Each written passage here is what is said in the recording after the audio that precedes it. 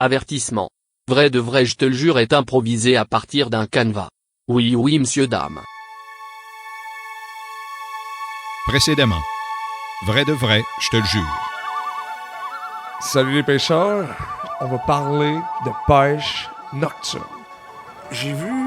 C'est comme s'il y avait une vague qui était vivante, tellement c'était gros. Il y avait quelque chose qui ont du lait qui est sorti de l'eau. Es-tu en train de dire que ce serait moi? Ben non, moi ça fait mon affaire, c'est sûr. Je suis quand même pas folle. Non, Chris, quand ça mord, ça mord. Mais méfie-toi d'une petite mâchoire.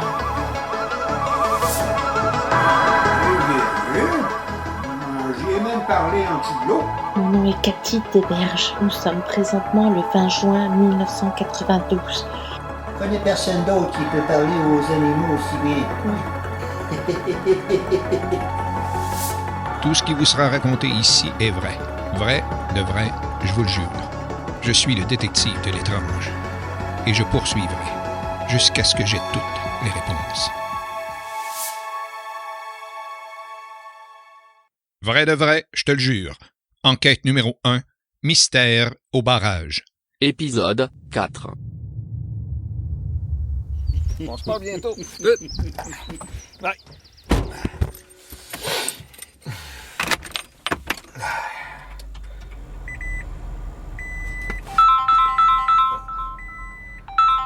Allô? Hein?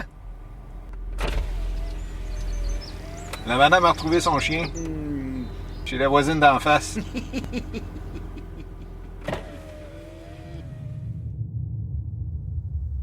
Je préparais mon équipement pour ma rencontre personnelle avec le monstre du lac Saint-Charles.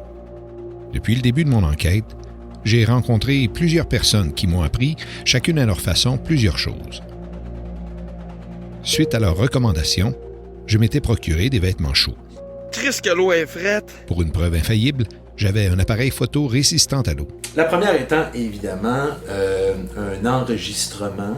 Mais surtout, j'avais 2 partenaires fiables et inspirants. Je connais personne d'autre qui peut parler aux animaux aussi bien que moi. Reggie Robert et le spécialiste de la pêche nocturne, Julien Lamarre. Patience et passion. Je pense qu'il y a quelque chose à nous dire.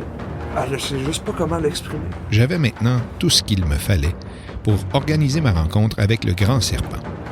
J'ai ajouté à mes achats un petit cadeau pour le chien. Ça, avez-tu pris ça dans l'allée 14? Oui, c'est un petit jouet pour les chiens.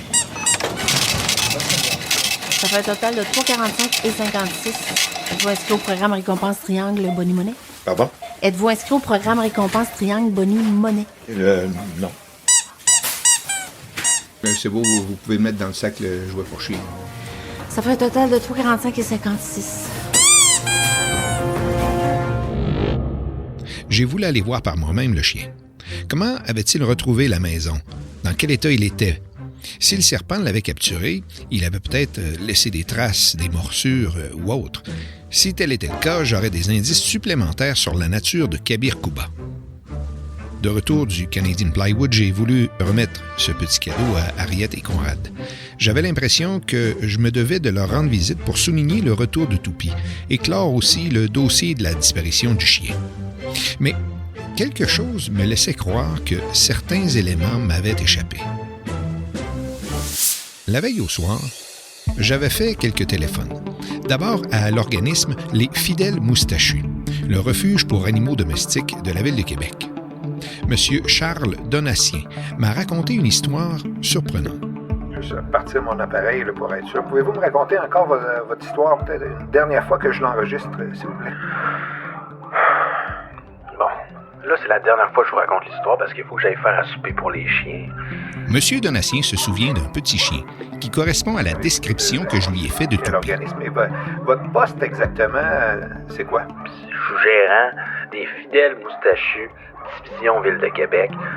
Si certains disent avoir la mémoire des visages, Charles Donatien, gérant, dit avoir, lui, la mémoire des animaux. Fait que c'est certain que ce que je reconnais dans la vie, c'est des faces d'animal, des faces de chiens, de chats. Il en passe en tabarouette des animaux chez nous dans une année, mais je suis capable de toutes les reconnaître. Wow, c'est impressionnant, ça. Si je vois un chien qui a passé par chez nous. Là. Genre, je peux le revoir 2 ans après. Là. Je suis capable de le nommer.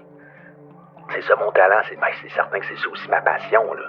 Fidèle à son habitude à reconnaître facilement les animaux, Charles Donatien dit se souvenir également très bien de l'homme qui accompagnait le petit chien. Moi, d'habitude, les faces d'humains, puis les visages, puis ces affaires-là, je reconnais pas bien ça. Ouais. Mais ce monsieur-là, je le reconnaîtrais n'importe quand, n'importe où. À mon avis, là, je pense parce qu'il ressemble à un chien. Ouais, c'est votre mémoire de face animale, hein? Il ressemblait beaucoup à son chipounin de grande taille, là, celui qui est venu porter. L'homme en question est passé au fidèle moustachu à 2 occasions. D'abord pour y abandonner difficilement son chien. Je sais pas pourquoi, je pense qu'il cachait quelque chose. À mon avis, à mon humble avis, il cachait la honte, là, parce que souvent c'est ça qui arrive. Les gens, ils ont pas mal honte quand ils viennent porter leur animal, puis ils le délaissent. C'est pas facile pour les humains, puis j'imagine que c'est pas facile pour les animaux non plus de se faire abandonner. Hey, son chien, il avait le cœur brisé. Ça braillait, ça jappait, ça voulait rien savoir. D'habitude, j'ai le tour, là, mais celui-là, il était inconsolable. Ouais. Cette curieuse histoire ne se termine pas avec un abandon, car l'homme est revenu quelques jours plus tard. 2 jours après, le même monsieur, il est revenu rechercher son chien, puis là, je l'ai vu, l'émotion. J'ai vu un homme soulagé, ému. Je pense qu'il s'attendait jamais à le retrouver. Puis son chien aussi, je pense qu'il s'attendait jamais à retrouver son maître, mais c'était beau à voir qu'ils se sont vus. Ouais. C'est comme s'il n'y avait plus de maître, c'était une relation égale à égale. L'homme puis le chien, c'était tout. Wow. C'était beau, là. Moi, c'est certain que c'est ça ma paye. C'est certain que c'est ça ma paye, puis c'était touchant, puis je vous le dis, un jour, si je recroise un homme qui ressemble à un chipounin de grande taille, il va savoir que c'est lui. Mais évidemment, il va reconnaître son chien avant. Ouais. C'est quand même une histoire qui se termine bien, hein. Je vous écoute, puis je trouve que c'est émouvant de vous entendre. Fait que moi, je vais aller faire le souper pour les chiens. Là. Ah, ben oui. Vous n'avez pas d'autres questions, mais non. De toute façon, s'il y a quoi que ce soit, vous pouvez me rappeler. Je suis là pour aider. Ben OK, ben merci beaucoup. Bye, là. Bye-bye. À l'écoute du témoignage du gérant de l'organisme, Toupie aurait pu faire un court séjour au fidèle moustachu. À mon arrivée chez Harriet, le voisinage était pour le moins animé.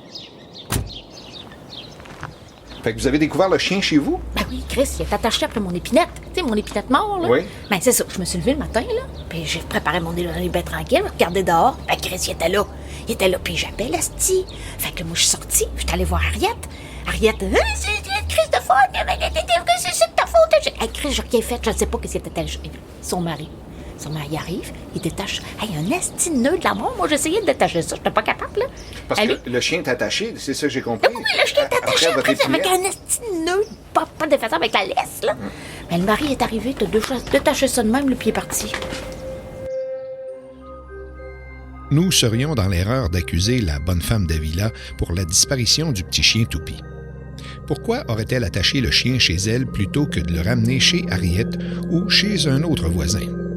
De plus, c'est un homme qui s'est présenté au fidèle moustachu pour y déposer puis ramener Toupie. Ces nouvelles informations m'amènent à réfléchir avant de conclure cette partie de l'enquête, car la question demeure. Qui a enlevé puis ramené le petit chien Toupie? Peu importe, on doit se réjouir du retour du petit chien. C'est pourquoi j'ai pris la peine de me procurer un petit jouet pour chien, un petit bateau en caoutchouc, un clin d'œil à la passion maritime de Conrad. C'est à ce moment que j'ai tout compris.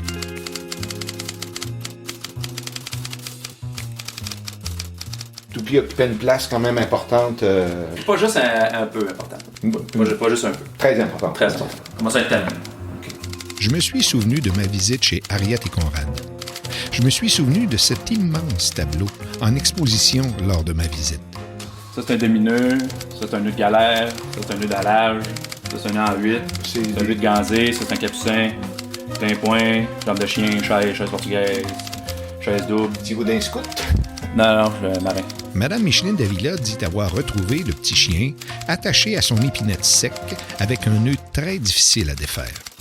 Et à son arrivée, Conrad a aisément libéré le chien. Oui, le chien est attaché après avec un esti nœud, pas de façon avec la laisse, là. Mais le mari est arrivé, de détacher ça de même, le pied est parti. Puis, ce téléphone du responsable des fidèles moustachus et son histoire d'un homme qui va reprendre son chien abandonné et le retrouve ému, soulagé, comme s'il était pris de remords. 2 jours après, le même monsieur est revenu rechercher son chien. L'homme et le chien, c'était tout. C'était beau à voir qu'ils se sont vus. En regardant Conrad ramassant le cadeau pour Toupie, cadeau que je venais de déposer à leur porte, j'ai compris. J'ai même observé certaines ressemblances avec Toupie. C'est un homme grand dans sa petite taille, des cheveux bouclés, un désir de liberté, de grand air marin et même une petite tache caramel sur sa main gauche. Plus de doute. Kabir Kouba n'y était pour rien. Conrad était le responsable de la disparition de Toupie. Tout est bien qui finit bien. Toupie a retrouvé sa maison, Harriet a retrouvé son petit chien, et espérons que le quartier retrouvera son calme. Même si je venais d'élucider le mystère entourant la disparition du petit chien, rien ne prouvait que le serpent du lac n'existait pas. Il pourrait s'agir simplement d'une coïncidence, que le chien ait disparu le même soir que la bête est apparue. Ce soir, je serai sur le lac, et nous aurons une bonne discussion, Kabir et moi. En vue de l'opération Snake in the Lake, nous allons établir notre base sur le stationnement de l'organisme Agiro, près du barrage de Lac-Saint-Charles.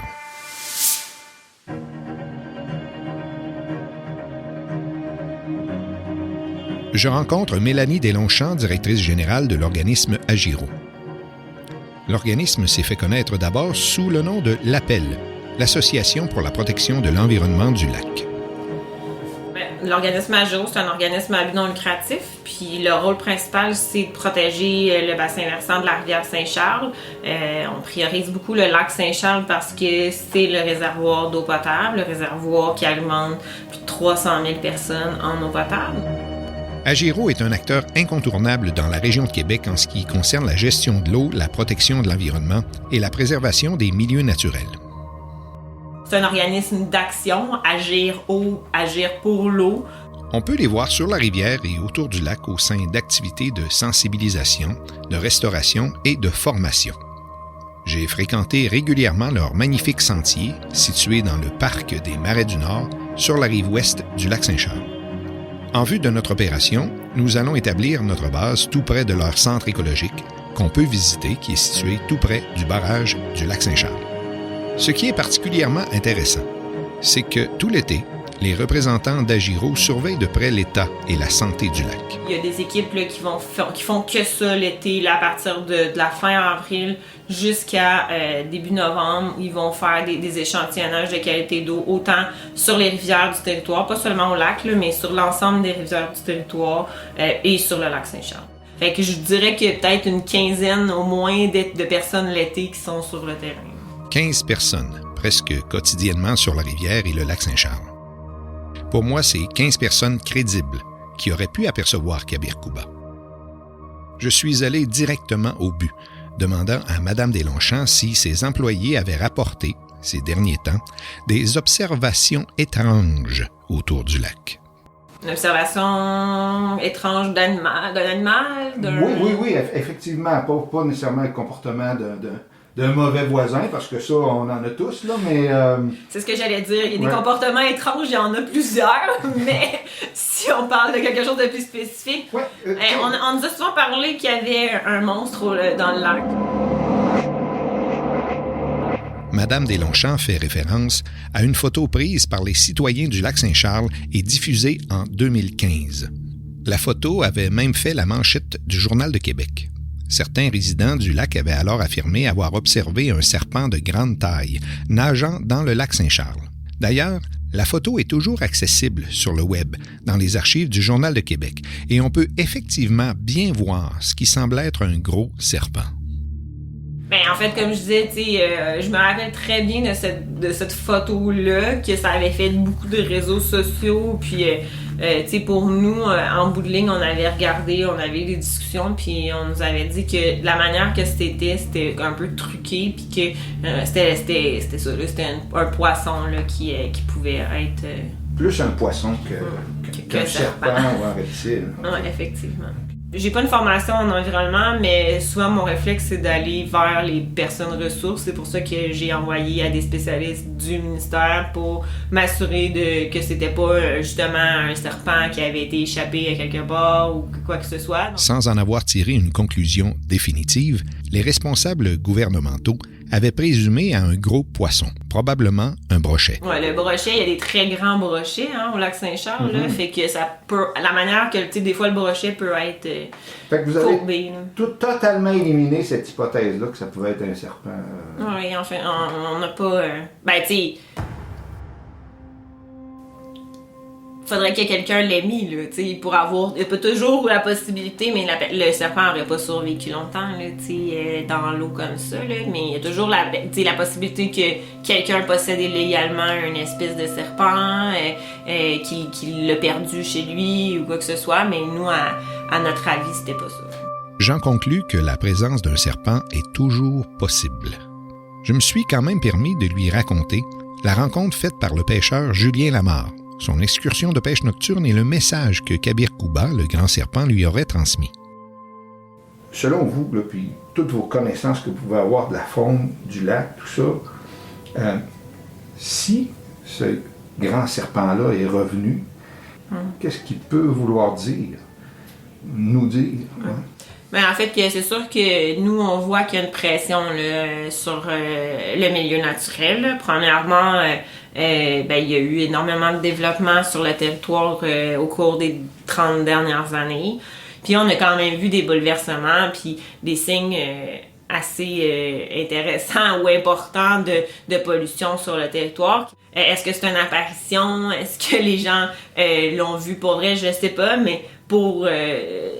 ce message-là pourrait être porteur, puisque c'est vrai que les dernières années, on a vu quand même un choc, je dirais, entre la relation entre l'humain et la nature assez importante. Faisons une pause ici, qui sera très utile pour la suite de l'enquête. Voici un rapide portrait du lac Saint-Charles. Le principal réservoir d'eau de la ville de Québec a pris un sérieux coup de vieux. On estime qu'il a vieilli de 25 ans en seulement 5 ans.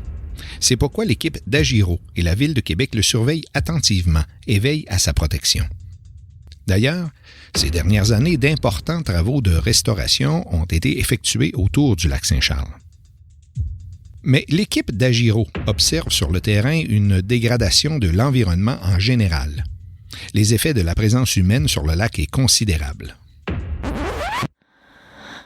Harriet Ganel et son chien sont deux habitués des sentiers du lac et de la rivière. J'ai demandé à Mme Deslongchamps si nos animaux domestiques pouvaient être considérés comme un des nombreux éléments perturbateurs pour le lac. Ça n'a jamais été considéré comme un problème parce que c'est pas mesuré puis c'est impossible. C'est de la pollution diffuse. Toute l'urine des chiens, des chats, c'est de l'azote. Qu'est-ce qui amène justement des éléments nutritifs? C'est le phosphore et l'azote. Quand on regarde sur une poche d'engrais, c'est phosphore, potasse, azote. Ben, le pipi de chat, quand ça brûle le gazon, c'est parce que c'est de l'azote. Donc oui, je dis pas que c'est l'affaire qui est plus importante, mais ça fait partie de toutes les problématiques. Est-ce qu'on doit interdire les chats et les chiens? C'est non, mais il faut comprendre que nos choix en tant qu'humains vont avoir un impact. Madame Deslongchamps insiste. Ce n'est pas seulement les chats et les chiens, mais bien l'ensemble de toutes nos activités humaines qui ont un impact sur la santé du lac. Même un tout petit chien possédant une urine particulièrement azotée. C'est le grand soir. Le lac est calme, le ciel sans nuages. Une soirée parfaite pour repérer tout mouvement inhabituel à la surface de l'eau. Peut-être l'apparition d'un serpent. Julien Lamarre a apporté son équipement de pêche dédié à sa technique de pêche nocturne. Pêche nocturne, faut s'équiper léger. J'ai apporté une canne à pêche. Ça, c'est la canne à pêche de mon grand-père. Elle a pêché tout ce qui s'est fait au nord du Québec, Sud, un peu moins. Mais on en a vu. Julien Lamarre est prêt. Il a réfléchi à cette excursion. C'est pourquoi, étant donné la dimension de la bête, Julien Lamarre a eu la brillante idée de l'attirer avec un leurre bien spécial. Mais surtout la question, c'est quoi le leurre? C'est quoi le leurre? Parce que... Comment tu parles à cette bébête-là? Qu'est-ce qu'elle veut? Qu'est-ce qu'elle veut? T'sais, on mettra pas une liasse de 20 piastres là, ça n'a pas de bon sens. Fait que j'ai apporté le bien le plus précieux que j'ai. C'est un beau saumon du nord du Québec. C'est ce saumon-là, rempli d'amour, qu'on va mettre au bout de la canne à pêche. Ça va être notre leurre. Ça va être notre leurre. Si ça le pogne pas, il n'y a rien qui va le pogner. Reggie Robert a lui aussi réfléchi à notre opération. Inspiré par les températures fraîches de l'automne, Reggie utilise ses techniques de chasseur. C'est par l'odorat que Reggie tentera d'attirer le serpent. Ouf, ça sent fort à soir, hein? Ça me fait penser dans le temps qu'on allait aux Zoo de Québec. Ben, moi, je me suis équipé moi-même. Je me suis rendu d'une mixture spéciale juste pour créer un peu plus d'attirance, là, parce que c'était un peu de même qu'il était venu me voir la dernière fois. Tu n'as pas peur d'avoir froid? Oh, non. Au pire, je vais me frotter vite. Ah, pas besoin d'en mettre plus, je suis sûr qu'il va le sentir. S'il décide qu'il donne un coup sa chaloupe, on a besoin d'être prêt. Avez-vous amené votre veste de sauvetage? Absolument. Oui. Ah, parfait. Mais il faut surtout savoir s'il y en a un qui tombe, est-ce qu'on tombe tous? Est-ce que vous êtes prêts à aller jusque-là? Puis si jamais tu sais plus comment nager, mon grand-père me disait tout le temps, patience, papillon. Après avoir pagayé quelques dizaines de mètres au large du barrage, Julien Lamarre prend le leadership de l'opération. Il nous guide, selon sa technique personnelle, afin d'attirer le monstre. Fait là, tout le monde, mettez vos mains sur la canne à pêche. Sur la canne à pêche? La canne à pêche. La canne à pêche. Tout le monde, c'est la même. Les trois, c'est la même canne à pêche. OK. Faut qu'on file, hein, oubliez pas, là. La pêche nocturne, c'est toi puis le poisson. Mais si ça peut être là, à soir, c'est nous puis le poisson. Mais faut qu'on soit un nous, là. Faut qu'on soit un nous au complet. Après une courte séance de relaxation, nous sommes transportés dans une ambiance hypnotique, dans une communion, une symbiose parfaite entre notre trio et le lac. Faut laisser aller tous vos autres sens. Fermez les yeux. Vos pieds sont avec le bateau. Sentez la vague.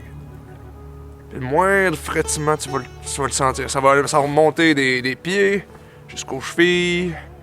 C'est le fémur après, c'est tout ça? C'est le fémur, parfait, ouais. Une fois que ça arrive, ça c'est les genoux.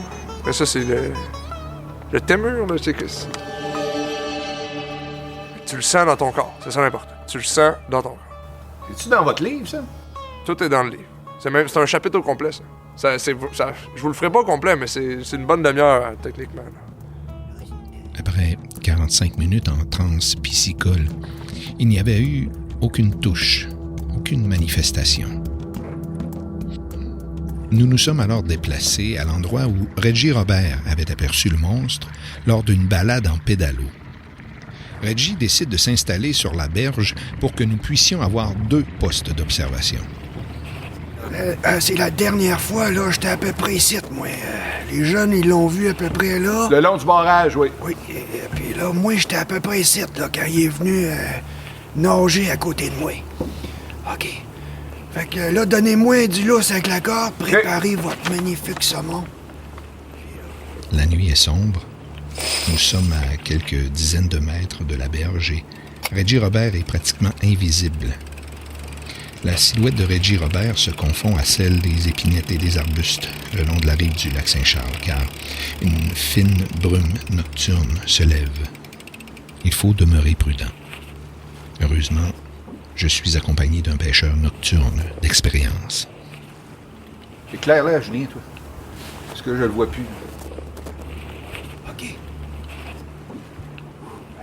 L'eau est plus frette que je pensais. Est-ce qu'on se rapproche de vous? On reste ici? Non, restez à distance, puis... OK, il va falloir qu'on baisse la voix un peu. vois-tu encore? Je le sens.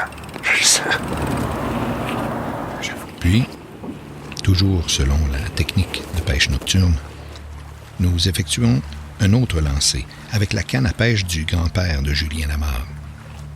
Cette fois-ci, la technique portera fruit. Tu vois-tu le robot? Je sais pas c'est quoi je vois, là, mais je vois quelque chose. Ramène-les! Ramène-les! Je tire, ça fait rien! Ramène! Une touche franche sur la canne à pêche. Quelque chose de gros. Le lac est calme et la brume est de plus en plus dense à la surface de l'eau. Notre observation est difficile et nous avons l'honnête impression d'apercevoir 2 yeux. 2 yeux qui nous regardent. Il y a 2 yeux sur le bord. Tiens, là-bas, il y a 2 yeux. Rapidement, avec notre embarcation, nous récupérons Reggie sur la rive et nous nous dirigeons vers ces 2 points brillants dans la brume. Ah oui, je vois ici, oui. Il y a de quoi, là? Quelque chose là-bas, là. Là, à côté du barrage. Check. Ça va. Ah oui. C'est 2 yeux. Voyez les pépilles. Approche. On voit les pépilles. Oh. J'ai jamais vu des pépilles comme ça. C'est lui. Attends. Avez-vous votre appareil photo prête?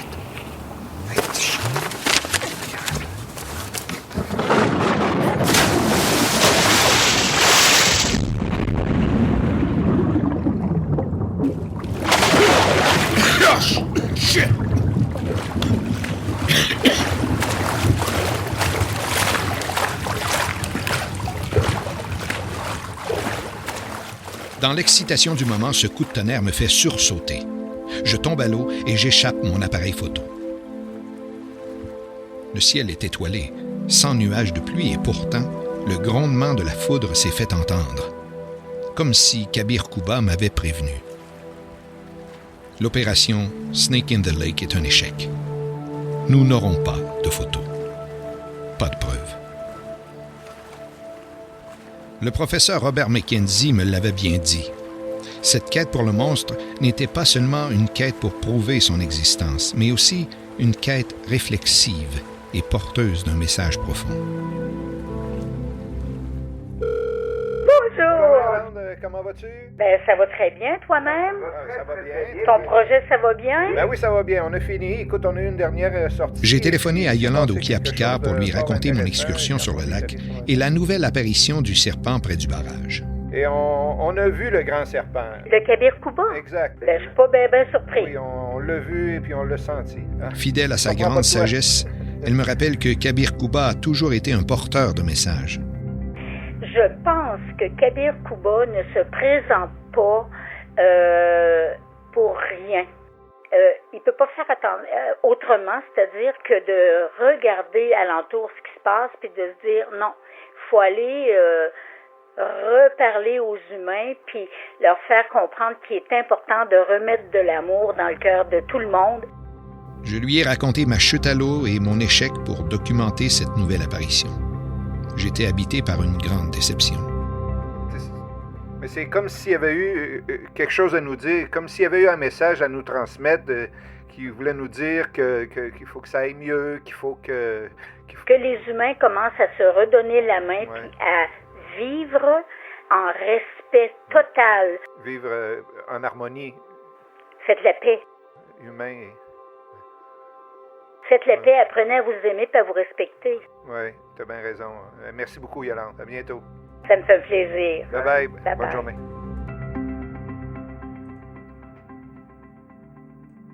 Je ne peux pas prouver que j'ai vu moi aussi Kabir Kouba, mais je peux vous dire que j'ai bien senti sa présence. Dans cette quête réflexive, j'ai bien compris que Kabir Kouba, par son histoire, ses apparitions récentes et lointaines, nous confie toujours le même message. Celui de la paix, de la bonne entente et du respect de l'autre. Je crois que Kabir Kouba s'est adapté à la réalité de 2021. Son message parle toujours d'harmonie entre les peuples, mais aussi d'harmonie dans notre voisinage et d'harmonie entre les humains et tout l'écosystème. Connaissant l'état du lac et de sa forêt, il est maintenant temps de faire la paix la bonne entente et de respecter notre voisin, le grand serpent Kabir Kouba.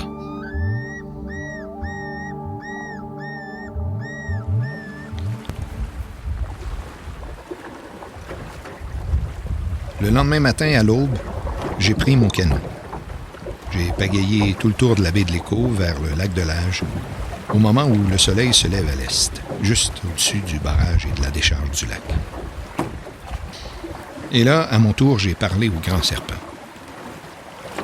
Ce lac et cette rivière sont précieux. Nous la partageons dans un écosystème fragile. J'ai promis à Kabir Kouba que je verrais à promouvoir son nouveau message. Si l'ensemble de nos petits gestes ont un grand impact sur le lac, il suffirait que tous fassent un petit effort pour que se produise un grand changement.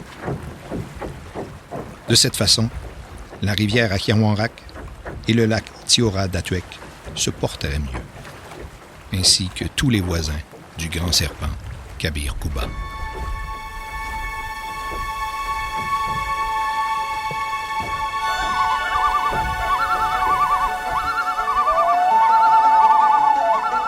Attends un peu, c'est pas fini. Prends quelques secondes pour nous donner un coup de main. Tu peux nous aider à faire connaître le podcast de vrai, je te le jure, en partageant sur tes réseaux sociaux les épisodes que tu as aimés. Aussi, sur toutes les plateformes d'écoute, laisse-nous un commentaire et une évaluation. Un tout petit geste qui nous permettra de faire connaître la série à un plus grand nombre. Quelques secondes de ton temps, qui nous aidera vraiment beaucoup. Oui, c'est vrai. Vrai de vrai, je te le jure.